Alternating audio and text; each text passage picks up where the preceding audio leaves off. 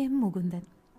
ഈ പേര് കേൾക്കുമ്പോൾ നമ്മുടെ ഉള്ളിൽ ആദ്യം വരുന്ന പുസ്തകം മയ്യഴിപ്പുഴയുടെ തീരങ്ങളിലാണ് അല്ലേ? എന്നാൽ അദ്ദേഹത്തിൻ്റെ ഏറ്റവും പുതിയ നോവലായ ഏഞ്ചൽ മേരിയിലേക്ക് 100 ദിവസം തികച്ചും വ്യത്യസ്തമായൊരു പുസ്തകമാണ് കേട്ടോ. കേട്ടിട്ടുണ്ടോ? പ്രണയിനെ തിന്നുമൊരു പ്രണയം. അയാൾക്ക് അവളോട് അത്രമാത്രം പ്രേമമുണ്ടായിരുന്നു. അവളോടുള്ള പ്രണയത്തെ ജീവിക്കാനുള്ള ഉപാധിയായി കാണുന്ന ഒരു കാമുകനാണ് അയാൾ.